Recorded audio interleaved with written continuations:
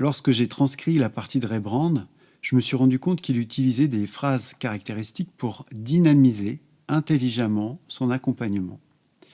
Je vais vous parler du passage rapide de l'aigu au grave, mais j'aimerais d'abord commencer par un autre effet.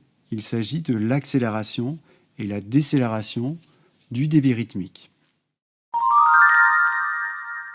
Alors qu'est-ce que j'entends par là? C'est tout simplement un changement progressif de débit à l'intérieur d'une mesure.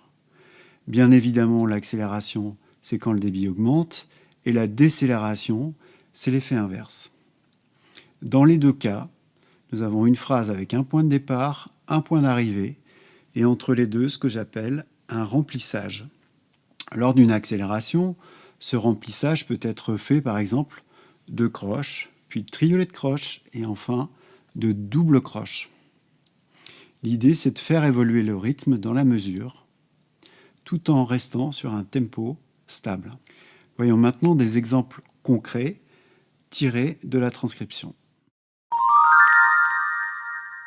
Regardons la mesure numéro 7. On passe d'un débit de double croche à des triples croches. Le point d'arrivée, c'est le La bémol joué sur le premier temps de la mesure suivante. Il est important que cette arrivée se fasse pile en tempo, car c'est elle qui donne cette solidité à la phrase et permet à l'effet de sonner.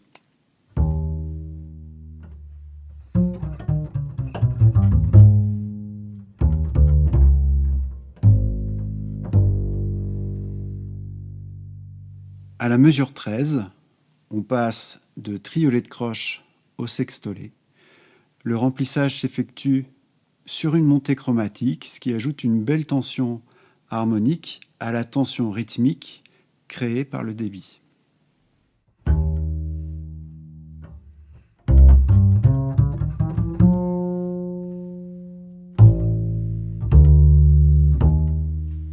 À la mesure 31, on part d'un triolet et on accélère sur une série de doubles croches.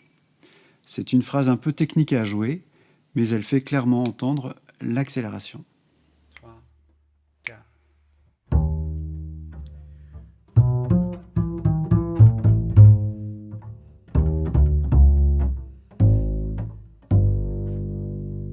Pour illustrer maintenant la décélération, regardons la mesure 28.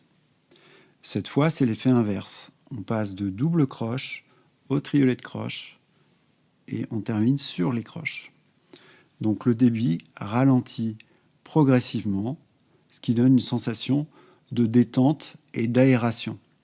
3, 4.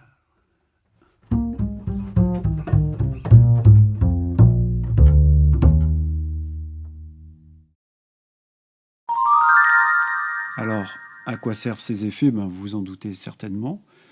Ils permettent de casser la monotonie des croches, des phrases en croche, et de donner de la dynamique à la ligne de basse. On peut s'en servir aussi pour marquer la forme, c'est-à-dire qu'on va l'utiliser en fin de groupe de 4 mesures ou de 8 mesures pour souligner une transition.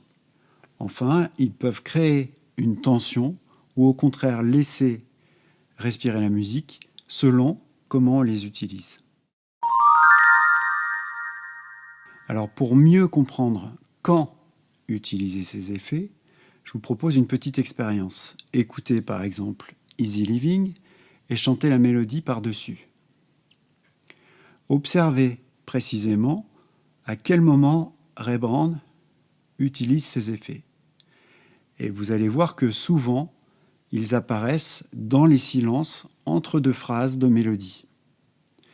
Donc ces moments de respiration, c'est exactement là que ces phrases prennent tout leur sens. Elles viennent relancer l'accompagnement sans gêner le chant principal, la mélodie. Et si vous avez envie de travailler ces effets, voici une piste concrète. D'abord, bien évidemment, apprenez les exemples que nous avons vus au préalable. Donc isolez-les, amusez-vous à les modifier, à changer le débit, expérimentez un certain nombre de choses, créez vos propres variations. Et ensuite, Vous allez prendre un standard de jazz que vous connaissez bien, que vous aimez, et vous allez essayer d'insérer vos propres effets ou ceux qu'on a vus uniquement dans les moments où la mélodie fait une pause.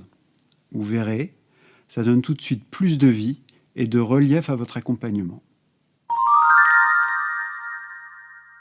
Dans cette courte séquence, je vous propose d'observer un effet assez spectaculaire utilisé par Rembrandt. Un passage rapide de l'aigu au grave à la mesure 29. Vous allez me dire, c'est une arpège.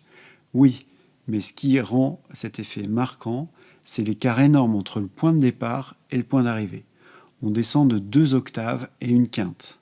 Ça fait une bonne partie du registre de la contrebasse. Et tout ça sur une base de double croche. C'est donc rapide, tendu, et ça crée la surprise. Je vous montre ça tout de suite.